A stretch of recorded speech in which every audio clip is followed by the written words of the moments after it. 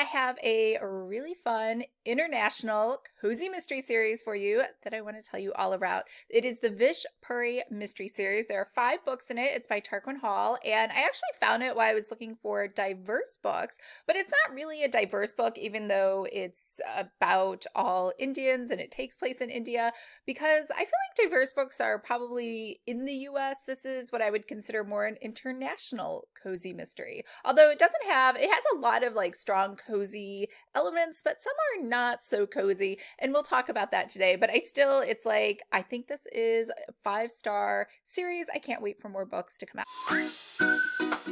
Hi everyone, I'm Lisa, author of the Cozy Mystery series, Frosted Misfortunes, starring my own little kitty cat, Lucky. So if you are into mysteries and you like hearing about books, TVs, and movies, then make sure to hit the subscribe button below because that's all we talk about on this channel. All right, so today we're talking about the Vish Puri mysteries, which I believe I'm saying correctly because I did listen to the audiobook for all of these. Now, there is a slight Indian accent in the narrator for these books, and he does vary it depending on what section of the book it's in, and I believe that was at the direction of the author. So I will say these took me a little longer to read because I usually listen to books at like 3 times the regular reading speed, but for these I did have to slow it down to 1.5 to 2, just because of the accent, and it was just a little harder for me to understand. So I have for you today 10 reasons why you should read these books. So first of all, what is it about?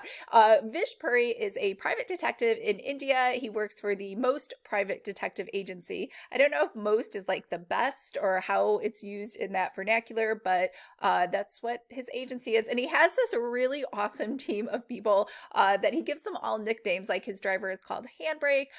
He has this other undercover woman operative that he names Face Cream because she's really good at making herself into different disguises. He has Tube Light. He has Flush. So there's a ton of great characters inside of this book. So let's just start with the top 10 reasons why I think you should read it. So the first reason why I think this is a great read is because it's a great insight into Indian culture. So Tarquin Hall, the author, I don't really know a lot about him, but it did say that he's British, but he grew up in all different parts of the world, like Kenya and India. And his wife, I believe, is Indian, and they go back there quite often. So he seems to be very attuned into the social and political issues happening in India right now, but more from maybe a Western perspective. I don't know. I feel like I got a lot of historical and cultural context from just reading this without having it like thrown in your face. It was just kind of lightly dropped in here and there. Second is there are no weird bodily fluids, which is always my hugest worry whenever it's a male author. It doesn't matter what the genre is. They are just obsessed with like gross bodily fluids, and this did not have that at all. Third reason is these are actually pretty interesting whodunits where you're like, wow, just based on hearing the crime all by itself, I would love to know how that was solved or how that was done. So it wasn't like pure, like cozy mystery. Sometimes they're just kind of like, there's a dead body, let's kind of like look around. This was a little bit more like Sherlock Holmes, where it's a very perplexing kind of mystery and you kind of have to dig a little deeper to figure out what's really going on. Then is he has a really fun family. So his wife is super understanding and nice because he's always running off to everything, but it's kind of funny because she has him on a diet because she's worried about his blood pressure and everything. So you see him eating out, getting desserts and sweets and like buttered chicken and everything. And he's always like, I have to work really hard to cover up the evidence so my wife doesn't figure it out. And of course, his mother is the best. They call her Mommy G in the book. I'm not sure. I think that's just what he calls her. And so she's always trying to get involved in things or share things with him. And he's like, I don't want to hear it. He's a little patriarchal. And when I say little, I say very, where he's like, mommies should not be involved in just mysteries and women shouldn't be doing this. And so, but she's really smart and she just kind of figures everything out and works around him. Yeah, this is actually genuinely funny. Like there was, without even trying, so there was this driver, and so he does skip POV to different characters sometimes. And so it wasn't like a main character, but his mom was driving around and she was annoyed because the driver wasn't going fast enough. She was trying to trail a potential suspect and she's like, oh, you drive like a woman. And the driver's like, oh, okay, and said that quietly. But in the back of his mind, he thought there is no worse insult than being compared to a woman driver. So it was just kind of funny. I thought it was funny. Just the way humor is kind of peppered in there. Number 6 is the audiobook. I would definitely read these on audiobook versus reading the book because they're just so much more entertaining. The voices are very lively, and they did a really great job with just making sure that you got a sense of each person, their personality, and their different voices. 7 is you can actually learn some indie words and slang. He throws that in there, just kind of, again, it's not like in your face or a ton. I would say like 10% of it, but it's kind of fun just to learn different things. Number 8 is the detectives are actually very clever. So it isn't just a matter of, figuring out things, clues, somebody just makes a random confession, which sometimes happens in cozies. This was actually a really strong art of deduction, both him and his mother figuring out who the killer or the criminal was. 9 is it was totally believable. There were no silliness or like over the top plots where you're like, that would never happen. Like everything seemed pretty like in real life. I could totally see this happening in every day. And number 10 is they were just great stories and they were fun to read. Now, having said that, all of those great things, and I said it is my favorite new international cozy mystery, specifically for India, is that there were things that weren't cozy-ish. So let's go over those 3 because they might be a roadblock for you if you don't want to read about those things. So they don't go into any graphic detail for the violence, but not all of the violence happens off the page. And the first victim in the first book was raped and her hands are missing. So it's a little gorier than a normal cozy mystery. And this was odd. In book number 3, I guess the overall feeling that the book said in India is that they don't like dogs. They don't keep them as pets. They're not nice to them.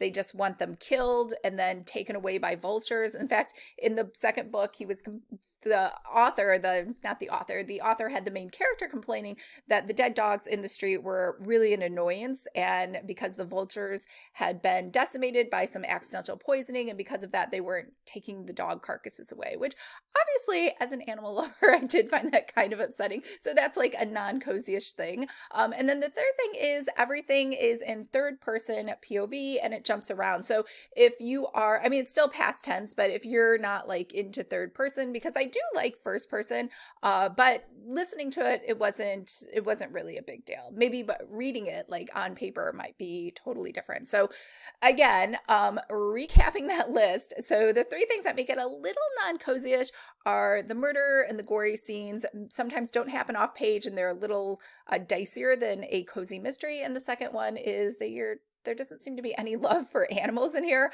And the third is that it's in third person POV. But let's go over all 5 books. Now, don't expect a new book anytime soon. It looks like he started writing in 2009, and then the 5th book came out in 2019 or 2020. So it takes him about 10 years to make those 5 books. So maybe in like 2 or 3 years, we'll see another book. I'm sure he has a lot of things going on, like all of us do. So the first one was The Case of the Missing Servant, and he has a client that's hired him to help clear his name because he's been accused of murdering one of their servants who just disappeared.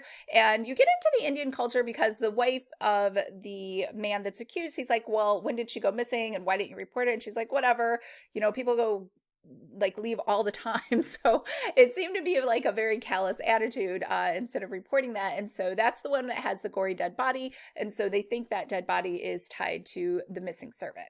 The second one is The Case of the Man Who Died Laughing. So in front of a huge crowd of people, these men are holding what's called like laugh therapy, and they're all out there laughing together. And while they're laughing, a like ghostly image of one of the Hindu gods shows up and strikes him dead with a knife. And so it's the case of the guy who died laughing. Book 3 is The Case of the Deadly Buttered Chicken, and that is actually about cricket. I know nothing about cricket, but it just doesn't really tell you anything about it. It's more just the sport. And so after one of the matches at a restaurant, the father of one of the cricket players ends up getting poisoned by butter chicken. Book number 4, The Case of the Love Commandos, is so cute. It's like a Romeo and Juliet story. So the different classes in India, it goes from like untouchables all the way up to Brahmins. And so the two shall never like match or be together. And so these two star-crossed lovers, one from the untouchable and one from the Brahmin, fall in love, and they want to run off, but her father is like, absolutely not, because he's from the upper class. And anyways, the boy goes missing, and so her father gets accused of murder, and so he's brought in to try to help find out who the real killer is and if this boy is really missing or if he's dead. And number 5, The Case of the Reincarnated Client, is a woman who comes to hire Vish Puri to say that she remembers in a past life that she was murdered. And it's actually a case that his father worked on. I am actually in the middle of that as I'm recording this video, so I'm not actually sure how that turns out, but I'm excited to find out. All right, I hope everyone's having a great day. And remember, if you would like to follow along and see what I'm reading, I would love to see your book recommendations as well. Make sure to friend me on Goodreads below or join one of the 2 book clubs that I run. One is the Cozy Escape Book Club, and the other is the Para Cozy Book Club. Both of them talk about cozy mysteries. I will leave links to all of those below, and I'll talk to you guys later. Bye.